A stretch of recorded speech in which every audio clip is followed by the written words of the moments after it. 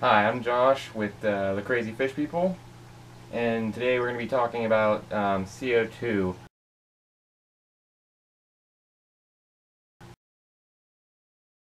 Um, so maybe you're thinking about getting a CO2 system in your tank. Here's some basic information you're going to need, all the good things, all the bad things, basically anything you're really going to need to know about CO2 from my knowledge and what I've gathered. Alright, so this is my CO2 system I have here. Obviously you have your tank, you have your optional adapter if you need it for your tank, because some tanks will need an adapter depending on what kind of regulator you're using. So I mean, there's many types of regulators you can get. Some are pricey, some are just a simple one like this one. Um, my tank, I spent $80 on it. It's a 15 pounder, which is ridiculous.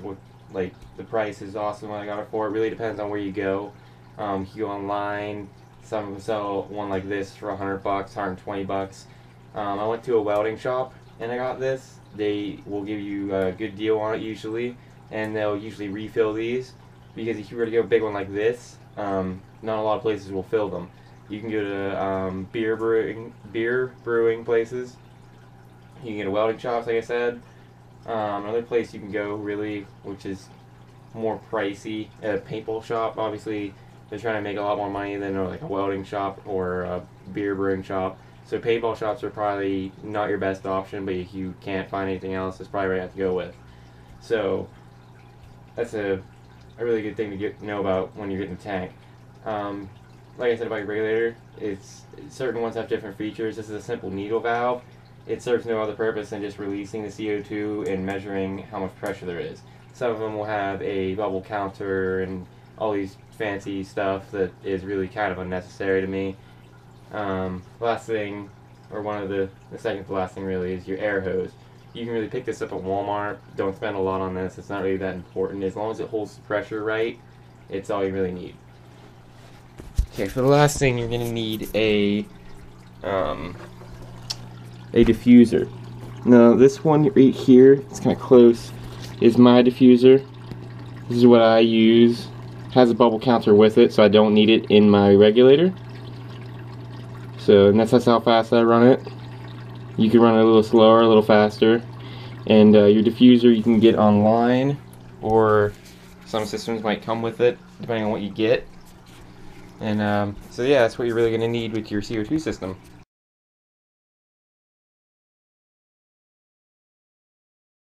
One of the good things is it's faster plant growth.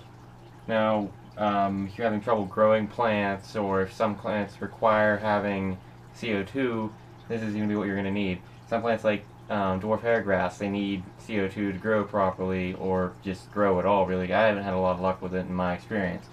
But CO2 has really helped with it. But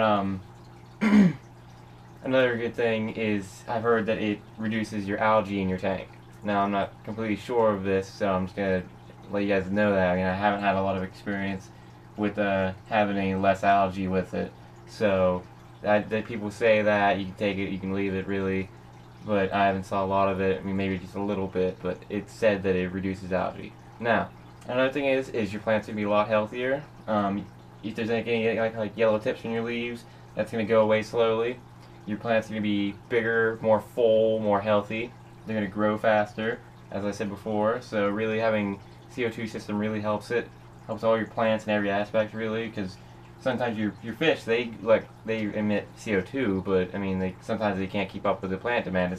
As my tank, I have a lot of plants and I have a lot of fish as well. However, they don't keep up with each other. So I had to add a CO2 system just to help the growth out just a little bit. Now, another thing which is kind of good and bad, I mean, it really depends on who you are and what you want, really, is it will lower your pH. Now, this can be good if you have a high pH and you want to lower it, or if you want to keep it low. But if you want it to be higher, or you want it to stay as it is, it can be a little troublesome. Now, if you manage it properly, if you turn it off at night, for instance, if you have it on at night, nothing will be using the CO2. There's no lights on at night. So, I mean,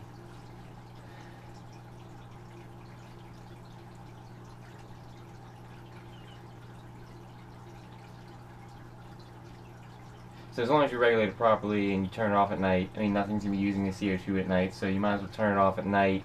I mean, unless you have a big enough tank that you're running it really slowly, then you can maybe let it run. But if you don't want a pH swing, I would definitely say to turn it off at night and leave it running during the day. Unless, like I said, it's all about the management. It's kind of hard to do. You turn the knob and it changes drastically. So you just got to be very careful with how you manage your CO2.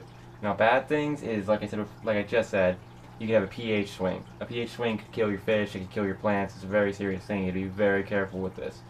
So that's one of the big things. You have to be very careful of that. Now, it can be a little pricey as well.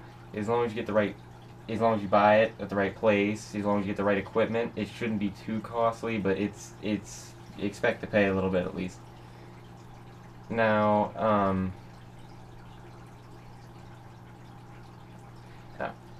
it could lower your temperature because whenever it decompresses, it takes up energy and it makes your tank colder essentially. Now, this shouldn't be really a problem if you have a heater. So, I mean, if you have a heater, it'll keep up with it. Usually, if there's enough flow in your tank. I mean, if you don't have a lot of flow in your tank, it can kind of get cold in the spot, so make sure you have a good bit of flow.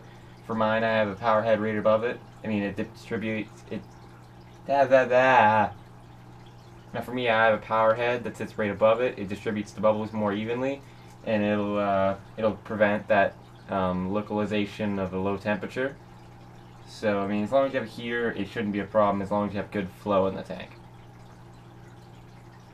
So another reason I said about the power head, now that will, like I said, it distributes the bubbles more evenly, because the main goal with this is to get the most CO2 diffused into your tank as possible.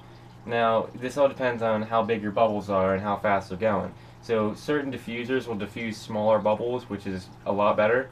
So your diffuser is really one of the key things. You want to have it to produce the smallest bubbles possible, so there's less likely chance of it getting to the surface and just going into your air and being wasted. So, I mean, there's a lot of techniques you can use. Like I use the flow mechanism. I just used it to push the bubbles around more, get it more surface area going over the bubbles, so they'll hit more water before they reach the surface. And like I said, the smaller the bubbles, the better. So you have a better diffuser. It'll work that way too.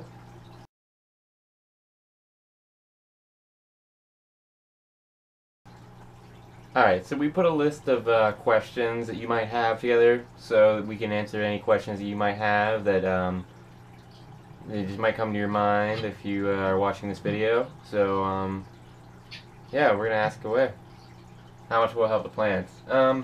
People say it's noticeable, but it's not going to like completely change your aquarium. It's going to make your plants grow faster and be more, healthy in general. I mean, there might be like a fuller, but it's not going to be something that's like as soon as you get it, it's going to explode with beauty and everything. No, it's still, you're going to have patience still. A lot of people think that as soon as you get CO2, it's going to be really nice really quick. It's not the case. Yet it's still going to take some time. It really depends on where you go, what you're really looking for.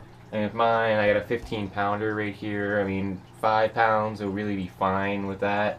The reason I got this one is because it was cheaper than, well, it wasn't really cheaper, it was more of a better deal. I mean, for a 5 pounder, you can get a 5 pounder for usually 50 bucks or so. This one I got for 80, which is 3 times the size of it, so I thought, why not spend the extra money and get the bigger one? So, I mean, it really depends on what you want. Now, like I said, about 80 bucks. It's probably a tank is going to run you from 30 to 150 bucks, depending on what you're looking for. Your regulator, it really depends on what you want with that. I mean, if you want a really extensive one, a really good one, a really, flashy one, these things can go up to a couple $100. This one was about 20 bucks or so. With the adapter's like another $10 to $30. So this one was about a $50 one right here. They're not going to be too cheap. Really depends on what you get, like I said. The air hose, $1. It's the cheap part right there. A diffuser can run you anywhere from 5 to 60 bucks. Mine, I think, was 10 to 20 or so. So, I mean, really, what you spend is what you get. I mean, mine, you could have a really good one that's like shoots like mist practically, but those are about 60 bucks. Those are on the high end. I mean, it would be a good idea to get one of those because then it's going to work a lot better. But, I mean, if you're looking for one that just works, is functional, then get one like mine. Okay, so how bad is the pH going to swing? I mean, it really depends on your management. Like I said, if you turn it off at night, and if you run it at a decent speed, it's not going to change too drastically. But having a new tank or being new to the system, it's going to be a very precautionary thing. I mean, I can't guarantee you that it's not going to be a bad swing, but as long as you're careful, it shouldn't be too bad. It's all about how you do it. I mean, people make mistakes sometimes. Just be careful. Do you need to test your pH when you have a CO2 system? I mean, I would, like, when you first start it, maybe like once or twice a day, depending on how much you're running, and then slowly less, like once a week, once a month, once every couple months, couple weeks or so. I mean, it all depends on how paranoid you are with it, and how delicate your system is, and if you're changing it often. I mean, it's all about how you run it. It's a very delicate system, and you should monitor it. But it's, as long as you know what you're doing, it shouldn't be a big deal. I mean, whenever you're new to it, definitely do it like every day. You want to make sure that if there's going to be a pH swing, you're going to catch it and you're going to be able to stop it before it does any damage.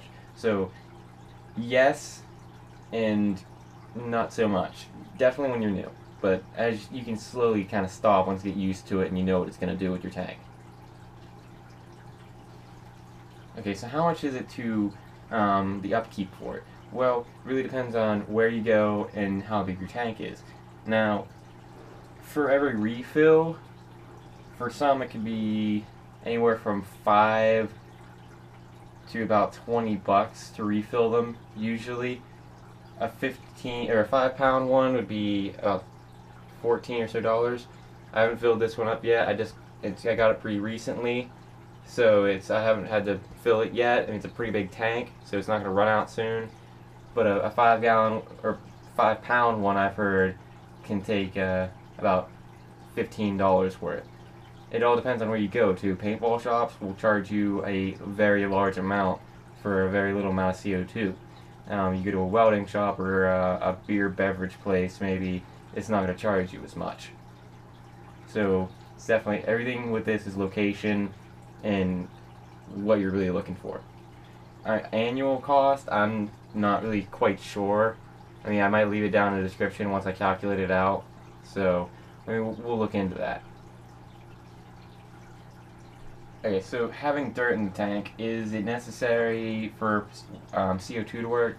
I mean, it's a very key component. Not necessarily the dirt, but the fertilization. If the plants don't have the nutrients they need, they're not going to be able to photosynthesize. So having a CO2 system really, it kind of just defeats the point.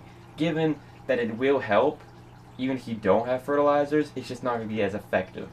It's all about balancing your tank, and you need to have nutrition. You just need to have everything balanced correctly, or it's not going to work at its best. It'll still work, just not as good as it could.